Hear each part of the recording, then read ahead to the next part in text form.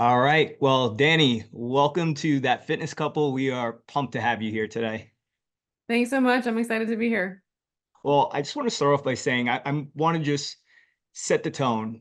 I want to tell you what it is that I love most about you and let our audience know. And I think this is going to frame the conversation really nicely because you have a lot of expertise. You've been an OG in the carnivore keto space for quite some time. But here's what I appreciate most. Number one, that yes, you promote carnivore and keto, yet you are trained in multiple nutrition disciplines. I mean, you have the functional medicine background and you take a very practical approach. I love that you always say that one size doesn't fit all, yet you know enough to say there is a direction that we should be going with our nutrition. And then from there, we can fit it to meet everybody's particular needs. So would that sound pretty accurate? Yeah, you've definitely done your homework. That is like the key for me right there is really kind of taking all of the information and being able to fine tune that for the individual client, what they have going on, and then take that further to help them get to the direction where they want to go.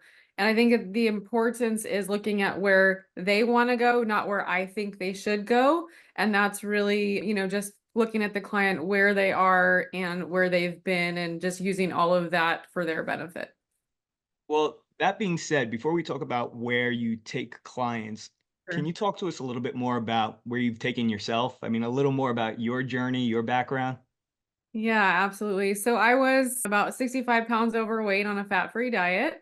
I was doing hours of cardio a day because I thought I was supposed to be able to eat chicken, brown rice, and broccoli and do 2 hours of cardio a day and get into the physique that I was hoping for. And this was when I was in my 20s.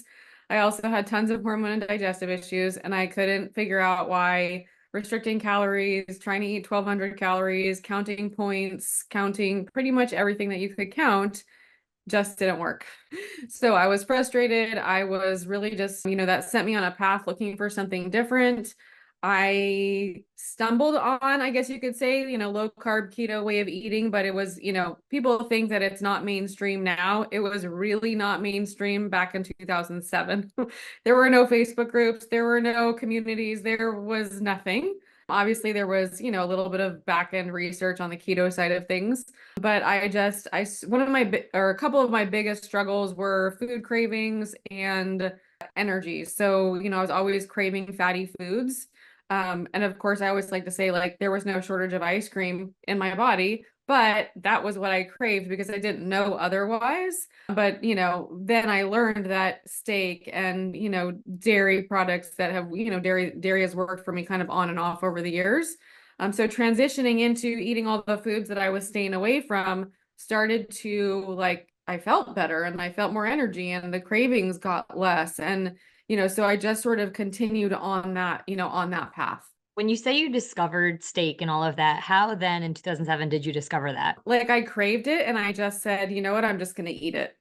I mean, it was really that simple, because I do distinctly remember I was in the condo I was living at the time.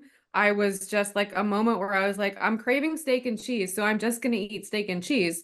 Like instead of eating ice cream because I'm craving ice cream, maybe I could just try these other foods. And I think at that point I had done a little bit of research on like Atkins. And so that was sort of my first like, introduction. And I say like I think they called it like the induction phase, like literally in the beginning of that. And so it just sort of, I want to say spiraled or escalated. I'm not sure which word to use there, but it just sort of continued, from there. So I can, oh, steak tasted pretty good. I felt pretty good. Cheese, I'm not really sure of at this point, but I'm gonna just keep going on that path. Wow. What was the first thing that you noticed transitioning from ice cream to steak cheese? So one of the probably, I think I said one of the things that I struggled with was cravings. The other thing was excessive hunger. Obviously, they go together. So there was a distinct like reduction in both my excessive hunger issues and cravings. It took a little while to obviously rebalance things and for the weight to start dropping and that kind of thing. But thinking back, and this was 17-ish years ago, over 17 years ago. So it's a little hard for me to sort of remember, but that's kind of what I remember the most because those two things, the food cravings, not so much sugar, but like fatty foods. Like I just crave, like I just wanted to eat like all the time. Those were the things that sort of were the first things I remember, like a reduction in those symptoms happening. I Remember wasn't that? one of those, sorry to interrupt. I'm just going to Yeah. say, like, I wasn't one of a miracle story of like, I lost 50 pounds in 3 months. Like, no, that was not my deal. In fact, you know, and I'm sure we'll get into this, I lost a lot with the diet, but it was the functional medicine aspect that really sort of like upgraded or up leveled that piece of it. That I'm definitely excited to get into that. And I remember back in 2007 as a personal trainer peddling those low fat diets. I felt because of my 6 years at that point, 6 years experience as a natural bodybuilder, that was the way to eat. That was the only way. The thought process around eating that high amount of fat and going that low of carbs was like totally, I mean, you were in a different world. You were one of those people that probably the rest of us were looking at going like, is she crazy? She's going to kill herself. This is going to result in heart disease. She doesn't know what she's doing. And Yeah. I'm sure that you probably dealt with a little bit of that pushback from others at that time. Yeah, I did deal with a lot of pushback, and interesting that you said that because my roommates in college at the time, actually two of them were personal trainers, and I did train with both of them on the workout side of things.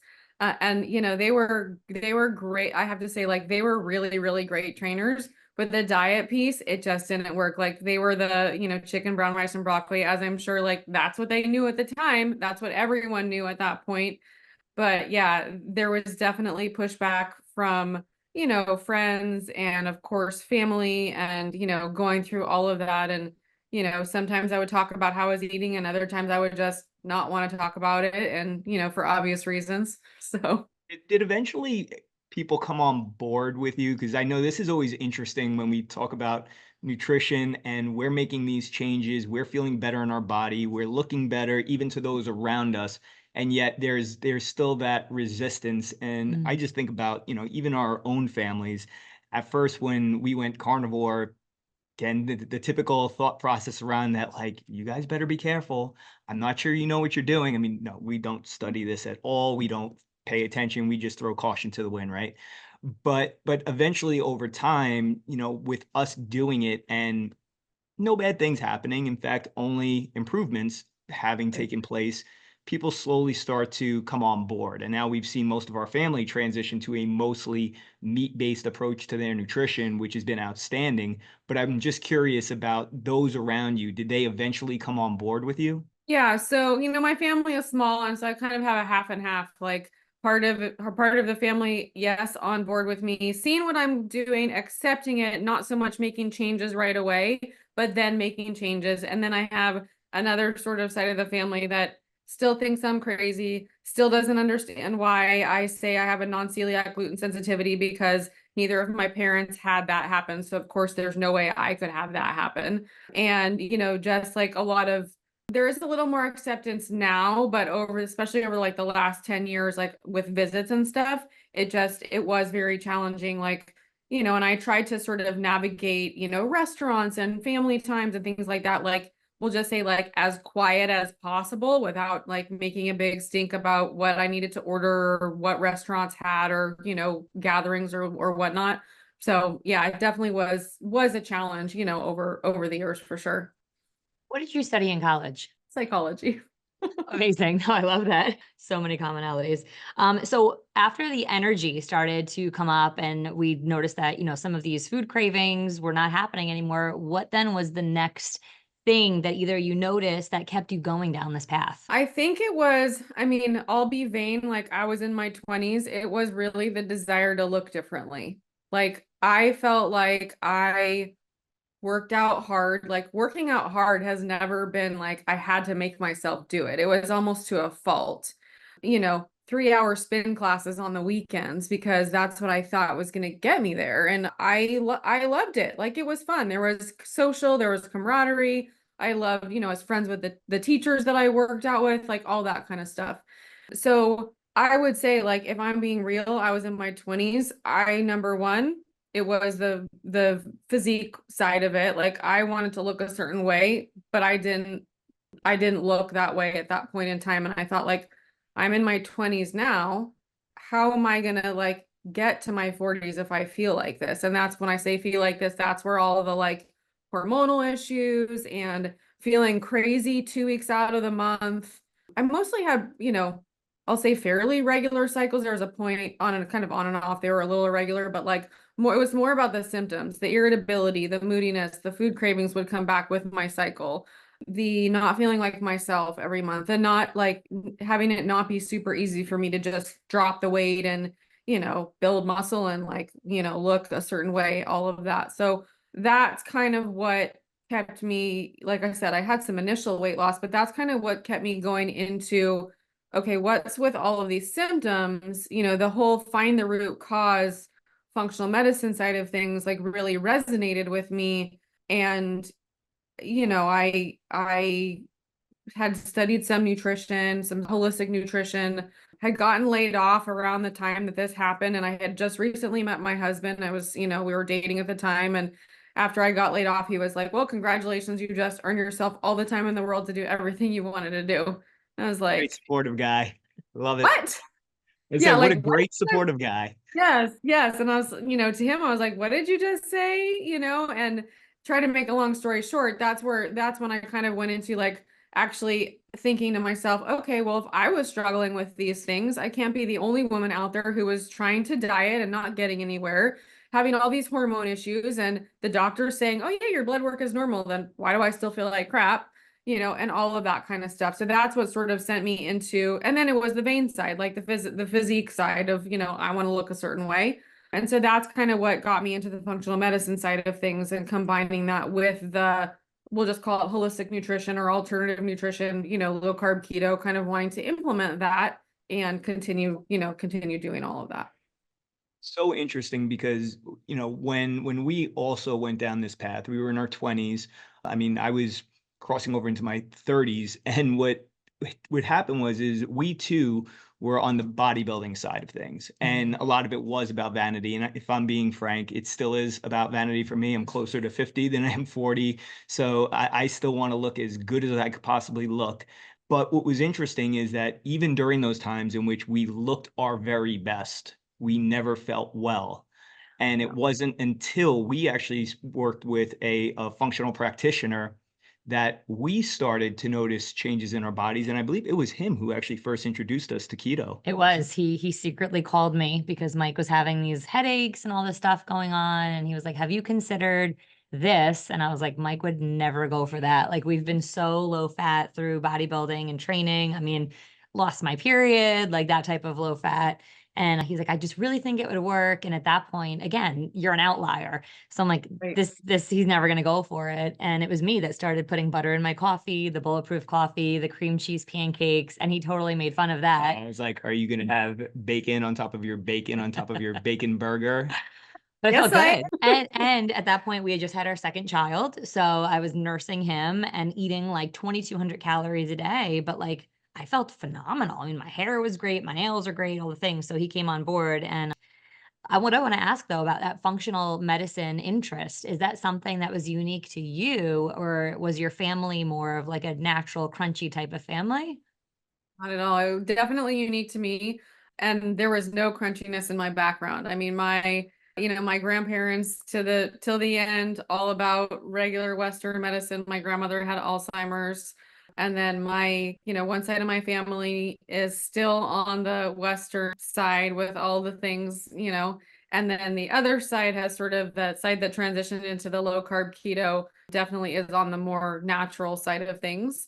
So it was not something that was like I grew up with, or, like I actually just talked to a client yesterday who said, oh, my mom gave me herbs my whole life and all this stuff. Like that was not, I had antibiotics growing up, I had tons of ear infections growing up, like all of those like normal kid things, and treated like the normal way back then, because that's what they knew how to do at that point. Before we go any further, I think this is important because there are some people listening that are like, oh my gosh, I'm crunchy. I'm with you guys. There's other people that are like, what do you mean not take antibiotics? Like, are you crazy? In your practice and your experience, how would you define for the average person Western versus natural approach to health? Yeah, so I just like to say the functional or natural approach is really looking for the reasons why you're having the symptoms, and finding those reasons and fixing or rebalancing those reasons. I like to say rebalancing the body from the inside out and not putting a band-aid over it. I will say certainly if you feel like all you want to do is put a band-aid over it, that's fine.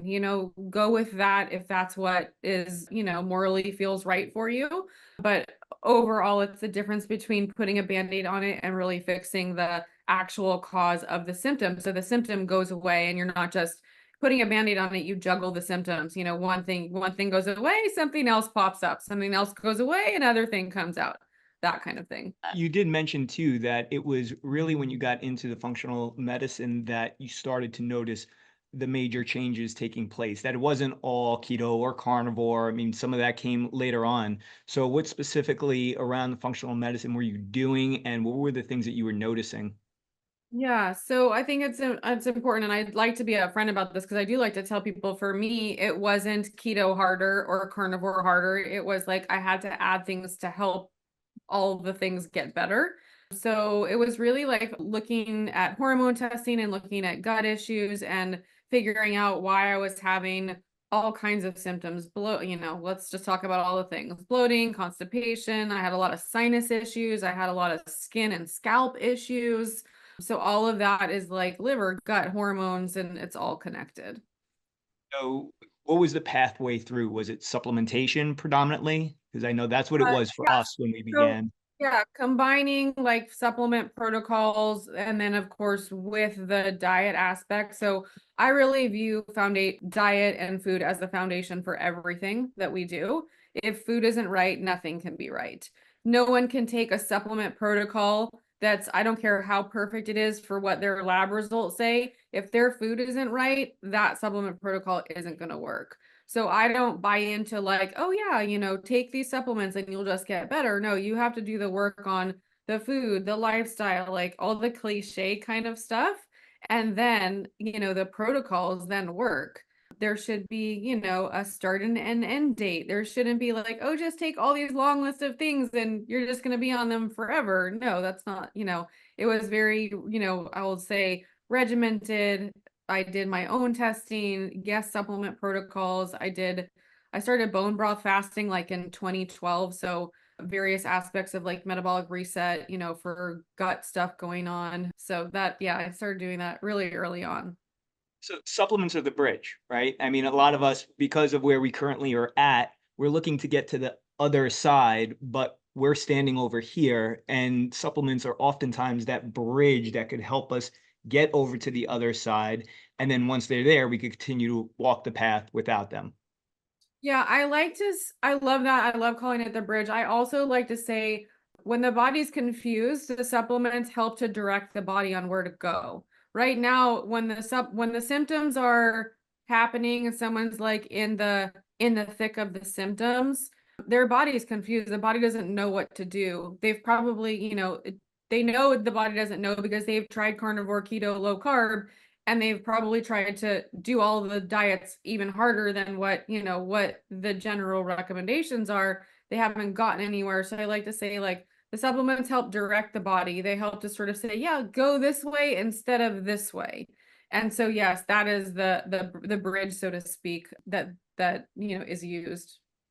Love that. Now, when you say you did some hormone testing, what specifically did you do? Whether it be tests or what did you find out? So back then it was saliva testing for hormones. Now I use urine and sometimes saliva, but back then saliva was the only thing well, blood work, of course, but saliva testing, I looked at cortisol, looked at female sex hormones, estrogen, progesterone, testosterone. And then just, what did I find out? Well, everything was wonky, right? I was in my 20s, but my hormones were still off, which is like, that should be when someone's in their, prime as far as the hormones go. So I feel like I messed things up with all the dieting that I did, years ago. I wouldn't say I struggled with like any diagnosed eating disorders, but 1,200 calories, lots of cardio, like trying to just, again, it was that physique that drove me there. But I liked food too much. Like I couldn't, I wasn't, people say they forget to eat. I don't know how they do that. We resonate with that. Absolutely. Now, what's interesting too is that you just made mention you were messed up because of diet, and today you work with a lot of, let's just say, middle-aged women, correct? Who Yeah, probably are midlife. also, yeah, people who are coming from that same place. So just talk to us a little bit about like the conversations that take place, because we know on our side when we're working with women like that, they still have that 20-year-old desire to lose that weight, to get into the best shape they can, but because their metabolism has been all over the place, and I hate to use the term like broken, but you know what I mean. Right. It's been dysfunctional because of suppressed amount of calories and trying all these things, the yo-yoing. I mean, walk us through, you have a person like that come to you, and now you have to explain that we have to correct some things first before we can address the fat loss and the body composition. I love that. So I also use the term broken metabolism all the time. And I think that resonates with people. Like they know they want to have a fast metabolism. They want to speed up their metabolism and it's broken and they can't because of all of the things they've done over time. So really just sort of explaining that, when we eat less, we slow things down and the body adapts to that. We don't want the body to adapt and we don't want the body to become stagnant.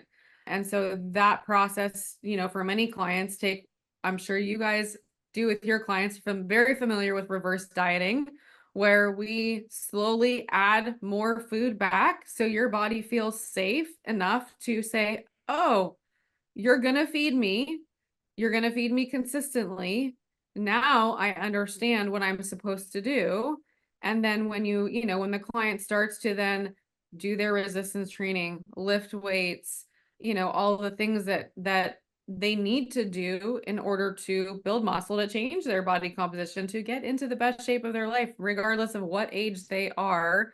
Now they've retrained their body over a period of time to feel safe. And then, from there, after they're getting that right amount of food, that's when, okay, let's look at the hormones. Let's redirect the hormones to go in the right direction. Let's redirect the gut and the liver and the detoxification, and actually not in that order. And I could speak to that if you want, but we want to redirect things so that the sum total of all the parts are working well. And then let's circle back to their initial goals, the weight loss and fat loss. And I like to say weight loss and fat loss, they're separate and different and they both can happen. Love that so much. And when you mentioned, you personally had skin issues, scalp issues, bloating, you also said gut issues. What in your experience now as a practitioner has helped you to help women realize like that actually what you're experiencing is a symptom of hormone imbalance? What are some of those like most common symptoms that people don't realize? So it's interesting because when I have clients on, let's say, 3 to 5 phase protocol based on a variety of testing that we do, the first few phases are never specifically, working on hormones. We always work on digestion. We always work on liver detoxification because those two things are integral part of hormone production. And magically, if I do any hormone retesting before we actually get to the phase where we work on the hormones, I see tons of improvements already on the hormones, and we haven't technically worked on them yet. So that right there is just like, the hormones respond to what the body is doing. Everyone talks about adrenals and cortisol, and we need to lower our cortisol and all the things, belly fat and all this stuff. And it's like adrenal, and the root cause of an adrenal problem is almost never an adrenal problem, just like the cause of a thyroid problem is almost never a thyroid problem. But when you work on the things that are connected with all of that, you start to see those hormones change and shift. And yeah, sometimes, most of the time, they do need that bridge, that supplementation, that little bit of direction to go the right way. But the start of that is the gut and the detoxification, the sluggish liver, sluggish digestion. So going back to your question, as far as symptoms, I mean, there can be so many. It can be lack of, we'll call it weight loss resistance, poor sleep, anxiety and depression. So that's a gut issue that everyone thinks is not a gut issue. To the typical bloating, gas, constipation, diarrhea, food cravings, sugar cravings, irritability, hot sweats, night flashes, insomnia. I think I said insomnia already, but just a whole long, long list of things. 100%. Thank you so much for saying it. Cause I know someone's listening right now, like, well, I don't know if I have a hormone issue. It's such a vast and wide pool, right, of things that we can be experiencing. And I think a lot of people normalize those things, like, oh, I just have cravings. In fact, we had a client just yesterday. I have a sweet tooth. My mom had a sweet tooth. My grandpa had a sweet tooth. And I was like, sweet teeth are not real things and also not genetic, like that's not, and she laughed, like she totally knew what I was saying, but I'm like, there's like nature nurture things going on here. So I think a lot of that maybe was habitual, but yeah, I'm right with you. Like so much of this is rooted in our gut or our second brain. And I love that we get to be at a point in human history where we're returning to like what Hippocrates taught how many years ago, that our gut is the root of so much of this. And one other question I have to ask, because I actually don't know the answer to this. What then is the root of adrenal issues? So it can be rooted in multiple areas. So toxins, pathogens. When I say toxins, anything from heavy metals, mold mycotoxins, mold exposure, mycotoxins. So mycotoxins are the toxins that the body produces from mold exposure, to emotional stress, spiritual stress or spiritual disconnection. And then, let's face it, life stressors, grief, divorce. Those two are like at the top of the list. I remember back in my functional medicine training, we sort of got this sort of list of like all the things that could cause adrenal stress or, cortisol stress, and grief and divorce were like at the very top of the list. Nervous system regulation stuff. So we get stuck in stress patterns, we get stuck in symptomatic patterns, and all those things are the things that just take a toll on those adrenals because they're trying to respond and, be the anti-stressor, but at some point they just tend to break down, and then that sort of just spirals. Wait, I got one more question and then you can take it. And what about, thank you for that. What about the root of thyroid issues? I see a lot of the root of thyroid issues from undereating. So history of undereating for sure can definitely tank thyroid.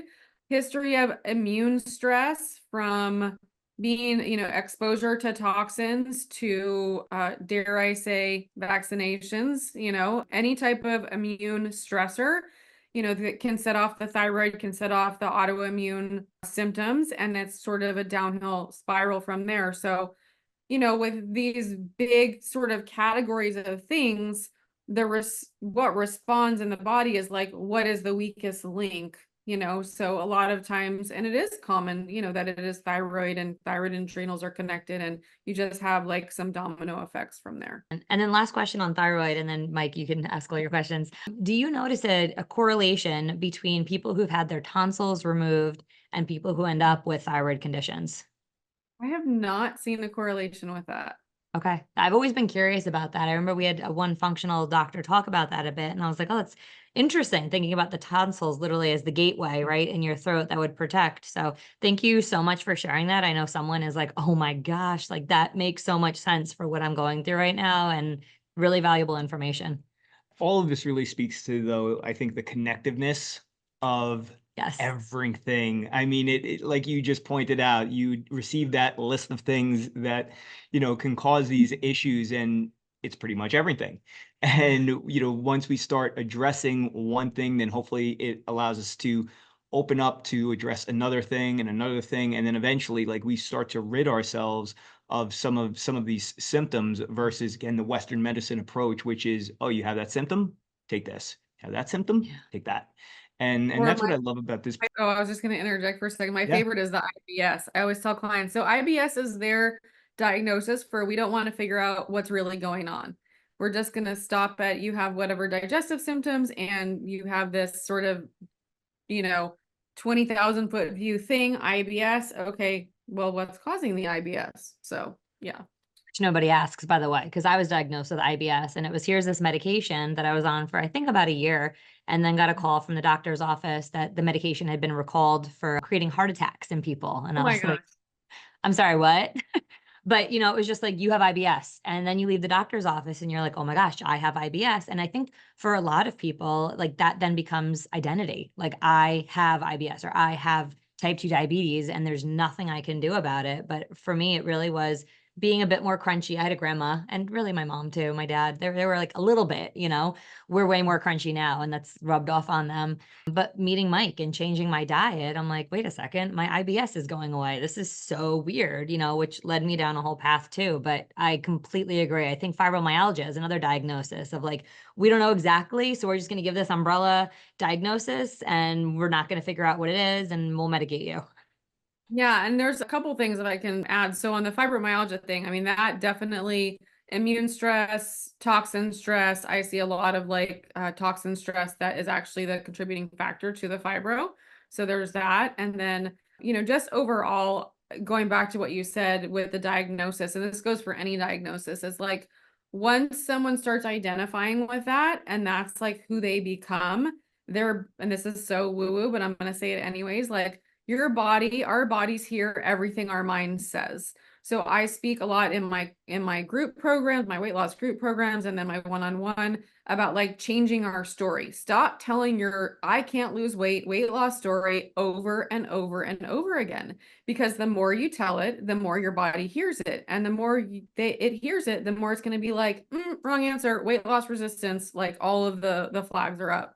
So I really try to work with clients on like changing their story and changing that trajectory and, you know, not repeating that I can't lose weight story then over and over and over again, you know, and, you know, taking that and just kind of reframing that into affirmations and intentions and, you know, changing their nervous system response and all those things like are super important as well.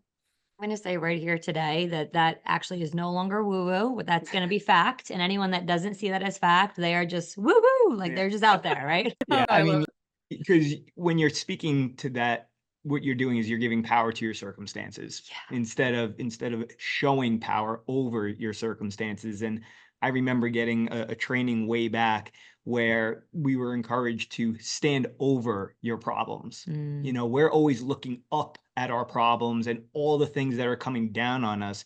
And it was suggested like change your perspective, stand over your problems and look down on them. And then when you have that 30,000-foot view, all of a sudden you see the different paths that you could take.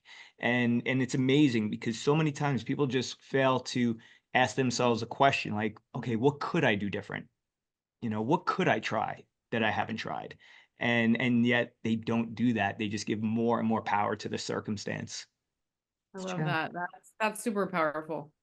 Well, when did you make the transition then from cardio queen to weightlifting, resistance training? Probably, let me just, probably back around 2010, 2011, started to do like more bar classes. And I got back into horseback riding around 2010. I grew up riding horses, had a kind of a break in my 20s. So once I started riding again, like that was kind of my, you know, a lot of my cardio. And so I was focused in my workouts more on resistance training, but I was also, truth be told, I was also doing a lot of classes, very intense classes. And I did learn the hard way that that is still too much cardio, you know, truth be told. And so it was probably in the, you know, 2014-ish range, around 2014, 2015, that I really like transitioned into mostly resistance training. And if I wanted to, quote unquote, do cardio aside from riding, I would be doing like incline treadmill, walking, things like that. You had a great picture on your Instagram where you're angled perfectly and your guns are showing. And I mean, the bodybuilder in me was so appreciative of that. I'm like, look, that's perfect angling she's got there. The shoulders are popping through, the biceps got that little vein coming through. Perfect. So excellent job making the transition. Thank you. Thank you. That's funny. That photo that you're referring to was like one of those very random moments. I was actually, I'll just say, like in the bathroom drying my hair, and I always flip my head over with my curly hair when I dry my hair, and I just happened to like look behind me in the mirror, and I was like, I mean, I was even like, wow, like it's working. It's still working. And so at that moment, like I felt like I had to take a photo, and that's what that photo was from. Great. I mean, we actually in our studios, we just happen to have a lot of hairdressers, and they always tell us, like, oftentimes when they're doing women's hair, they're wearing, sleeveless shirt, and they love being up there. Their shoulders are popping through in the mirror, and the clients are taking note. We get a lot of referrals from people like that We get a because lot of people coming from hair salons. Yeah, it's so interesting. that's a good thing. We just got to keep that in mind. Recruit more of them. Where I'd love to go next is something that I know you resonate with a lot, which is this: there is no one size fits all approach. And clearly you are very grounded or have your foundation in keto, carnivore, low carb. So talk to us a little bit more about, how you differentiate for people, which path or to which degree or where along the spectrum you place them based on their individual differences. Yeah, I love that question. So I like to look at, for the client, I like to look at the first thing, sustainability and results. So which version of the spectrum of low carb to carnivore feels the most sustainable for them? And in that sustainability, that's where results come from. So there are definitely people who are like, I love carnivore and I feel like I can stick to carnivore forever. And I'm like, great, let's go. And then there's others who are like, well, I'm open to doing carnivore for if my tests determine that that would be beneficial, but the goal would be to be able to add some foods back in. And I'm not talking about crappy foods. I'm talking about avocado or coconut or, a little bit of green veg here and there, without a belly hangover or 3 days with gut issues or, whatever their joint pain, whatever their symptoms are. And so in those cases, like, yes, it might be a carnivore elimination diet for a few months while we sort of work on the underlying things and then get them to a point where they can add those foods back. And that's where, okay, then what's sustainable? And then we sort of adjust macros along the way and that kind of thing. So it really just is, again, individual. And I look at all the things like what mentally feels the most sustainable for them, what's the most sustainable for them lifestyle wise. So that can go back to like what we were talking about earlier. How accepting are the people around them that they're like, is their family already carnivore or is their family not? And they have to like hide the fact that they're eating meat. I mean, there's a lot that would happen in between there with like that scenario. So taking all of those types of things and then sort of setting them on a path, like, okay, this is what this is the plan. And, in some cases, like I said, if it's carnivore 100%, let's go. And if it's, the gradual steps, and then adding foods back, again, I want them to be doing what's sustainable and what's going to get the best results. Or I should say the sustainability aspect is going to get them the best results. And that's a lot of what I teach in my group, my weight loss accelerator is, when I coach macros on a spectrum of low carb through carnivore. And I specifically tell them,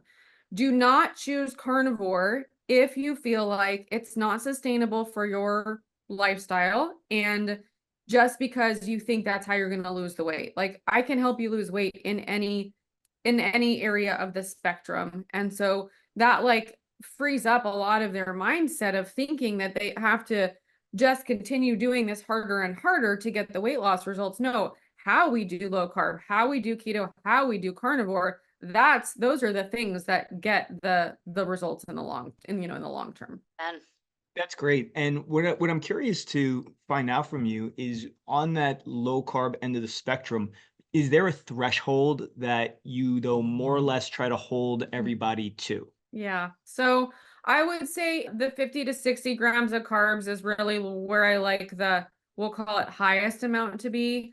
I don't like to go up more than that. I mean, granted, I know that there's people out there like, compared to the people eating 500 grams a day, of course, 60 carbs is still low carb.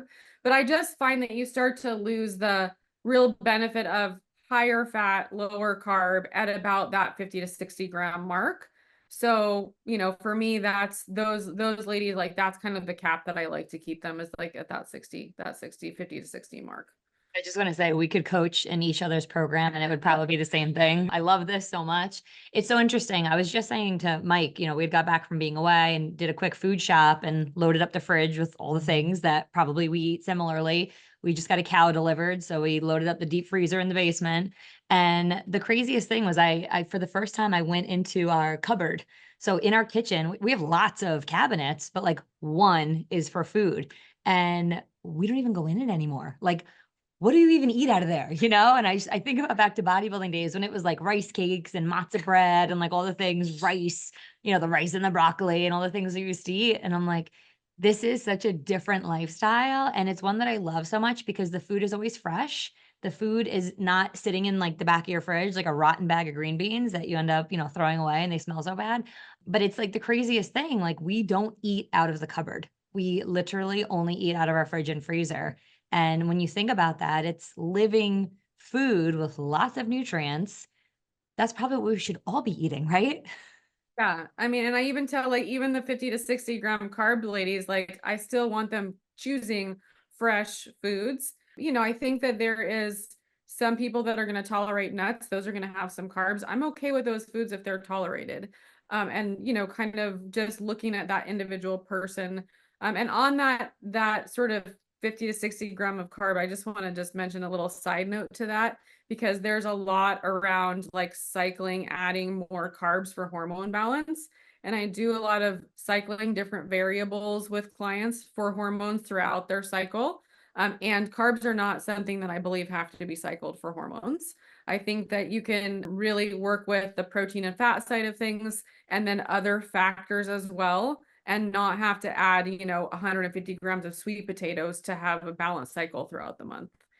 Can we go just a little bit deeper into this? This is actually one of the topics that I was hoping that we would hit on today, because we do have a lot of women who will say, since I cut down my carbs, I have trouble sleeping. Since I cut down my carbs, there's these changes that have happened in my cycle. And I've heard you talk about this before, that again, even though you have this foundation in carnivore and keto, you are very intelligent in the way that you go about getting to getting to the root without having to go backwards, meaning having them feel as if they have to revert back to carbohydrates, that there is still a way to do this. So can you go into a little bit more detail?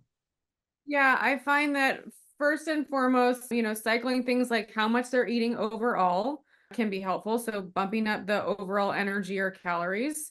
Some women are going to do better with more fat. Some are going to do better with more protein. And then I think looking at things like electrolytes. So a lot of cravings can be electrolytes and hydration, especially before the cycle. And, then looking at things like nutrients like iron and B vitamins. And so I don't eat, full disclosure, I don't eat liver. I don't tell my clients to eat liver if they don't enjoy it. That being said, bumping up maybe the red meat or even like some liver supplementation if they're open to that. Those are the kinds of things that I see the nutrients that are needed that cause some of those symptoms, that second half of the cycle, that can do really well instead of just, putting carbs back in. It's awesome. I love that. It's funny. We had a couple of clients recently that, they're in their, I would say 50s, and they're going through different hormonal changes and pre and post and perimenopause, all these things, different order, but you know what I mean? And it's funny. Everyone's always like, like, what should I be eating? And again, to your point, it is a little bit different for everyone, but in your experience, what would you say are the foods you should absolutely not eat if you're concerned about your hormones? Absolutely not eat. Gosh, I would say all processed foods, all sugar and junk foods. I think that, of course, animal-based foods take the win. But within animal-based foods, not going to the dirty side of keto and carnivore. I always say like things like salami and pepperoni, use them as accent foods. Don't make them your entire meal. Cream cheese, it's not my favorite fat source. A lot of people love it and use it, make sauces and things like that. I don't think it's a good fat source. I think that again, use it sparingly, maybe for flavor here and there, but focus on the other, the tallow, the ghee, the butter, the pork belly, the good quality bacon, things like that. So again, back to your question, like what to not eat. Well, I think, gosh, that's, again, dependent on the person. I think that some can have some veggies and some shouldn't, and all of that is going to be, nuanced to the individual person. No, I absolutely agree. I think the biggest thing is, a lot of people will say like, well, if it's keto, how about keto crackers? And I know we're on the same page. Like, Well, can I just ask a no. question? I mean, did you see the recent article it was based off of a piece of research that came out. We actually just recorded a podcast about this that said keto May may cause cause deterioration of your organs. organs. And the way the study was set up Wait, is your that face, just for I those know, listening to the podcast, your face says everything. I got to go watch this on YouTube, guys. but wait until we give the punchline. Okay. So the researchers set up the study with mice and they fed them a diet of 90% fat. However, wait for it, the fat came only from Crisco. I was going to say seed oils. You're kidding me. It was 100% of the 90% of fat in their diet was Crisco. And it's so crazy. They had brain failure, liver failure, like all these organs. And I'm like, you And gave it's them a keto. fat that's hydrogenated. It's from palm and soy and devoid of nutrients. So I'm sorry, how were they supposed to survive? Well, and in general, like even let's just say, 90, let's say someone ate 90% fat of butter, they probably would not do very well either. Not the organ failure, but the whole high fat thing, it just, again, it's so nuanced. And I think that you obviously that's just bogus, but it's crazy. Well, you also bring up a great point, though, there also. Even if you were doing, say, a clean version of keto or carnivore, but you're consuming that much fat. I think this is where we love getting into the weeds with changes in body composition, fat loss, and such on a carnivore or keto diet, because we have so many people in our space who promote these ultra high fat diets, and we sometimes see these people, they're like, yeah, I gained weight doing carnivore. And when you start breaking down what they did, you start to learn about the sticks of butter that they're eating on top of everything else, and you just sit back and you have to wonder, is like, is that really necessary for your hormonal health? And what we find ourselves having to do is get them back to that more practical approach where it's like, I understand you're trying to do this healing, but also gaining all this weight is not good for you either. And there is a balance. Although we're not all about calories in and calories out, at the end of the day, it is about calories in and calories out, but it's based off of the types of foods that you're eating and how your body is absorbing and responding to that food. Yeah, and I love all that. And I will say too that, as far as the energy, and I like to teach energy and energy out for calories and calories out. But with that being said, I actually have so many women clients who report once I give them their macros and their, deficit, they are concerned in the beginning because they have been eating a lot more based on, various, general carnivore recommendations. And within a week, they're like, oh my gosh, I have so much more energy. My gut feels so much better. I don't have diarrhea anymore. Like they actually have tons of improvements from eating a little bit less than they were having and feeling when they were eating too much. Because if we eat too much, we're going to be bogged down, whether it's carnivore foods or, other foods that aren't animal based. It's all about finding that balance, because otherwise you are adding all of this additional stress to your body, all this extra food that your gut is trying to process and it can't.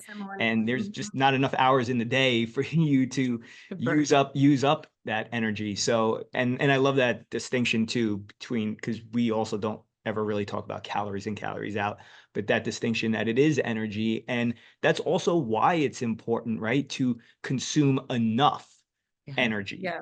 And I know that I actually did hear you mention once before that your whole mindset and approach to tracking changed from those days in which you were tracking in order to lose body fat and trying to get into your ideal shape versus what you would be doing today. Yeah. So just really like, I'm sure you guys both know when we used to track, it was like, okay, how much little could we eat to survive in a day? How could we stay under the 1200?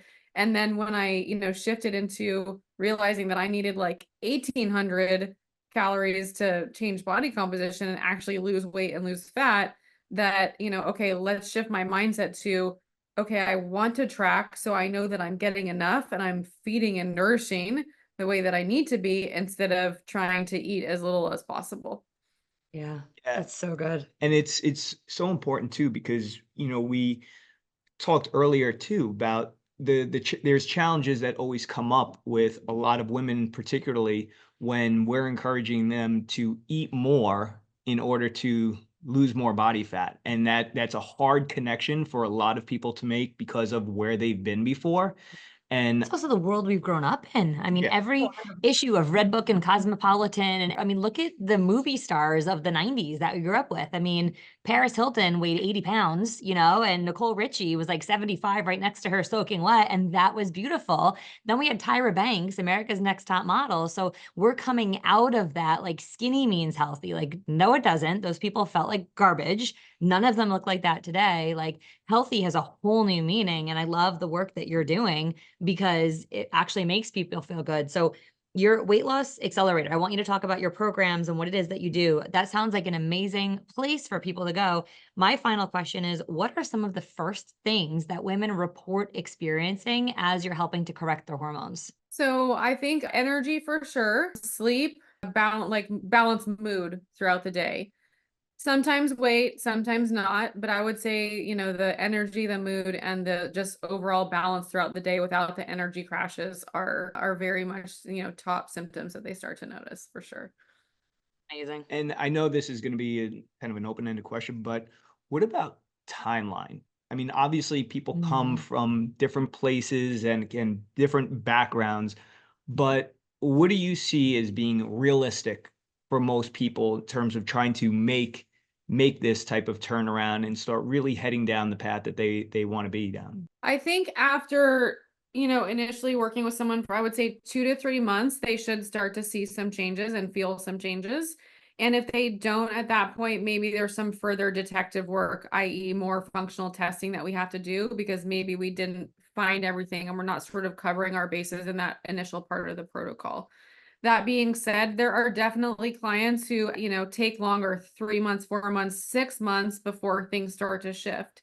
So I can typically, I've been doing this a long time, over 17, almost 18 years. So I sort of have an intuition in a sense of the client that might need to do a little bit more testing and detective work versus the client who can just, should just stick with what we're doing. And we make sure that we really like work on fine tuning, like what the program is and getting them, like I actually just had that client yesterday who, she is slow changes, but they're changes. And she believes in the program, believes that it's going to work and just trust the process and starting to see body composition changes, but yet saw, digestion changes and other things earlier on in the process, even though she really wanted the body composition changes to happen. So again, yes, it open-ended, it does kind of run the gamut, but there certainly are, people that I think, okay, we maybe should do a little more detective work versus no, let's just, I'm, confident we're on the right path, and it has to do with also the client's belief in what they're doing. Going back to the whole story of what we're talking about earlier, are they living in their story that they've had for 20 years, or have they really shifted that mindset? And that is like a huge piece of it too. Yeah, that's great. Well, as we do you have another question or? No, go. I wanted to wrap here and say this has just been a really refreshing conversation. We really enjoy connecting with you and chatting with you. This is an interview that we've been looking forward to for quite some time. Would you tell people how to find you, how to work with you, how to connect with you? Yeah, absolutely. Well, first of all, this was great. I love talking to both of you. I feel like across the country, we have a lot of connections in how we likely work with clients and would love to, if you ever want to continue the conversation in the future, definitely open for that. But as far as my website is nutritionthenaturalway.com, so can always find me there. I'm on Instagram at carnivore.keto.fitness. I post a lot of my stories. I do a lot of Q&A and try to, help as much as I can there. And then I do have my weight loss accelerator group program. I have a holiday accelerate your results group program. And then of course my one-on-one practice with my clients as well. I love that so much. I mean, thank you so much for your time, your wisdom, your expertise. We love what you're doing in the world. And as more people move over from the Western, treat one thing to the holistic, natural approach, I think that what you offer right now is really, really needed in the world. So thank you for everything that you do. Thank you so much. I appreciate that so much. And we will definitely do this again. Yes. Awesome. Awesome.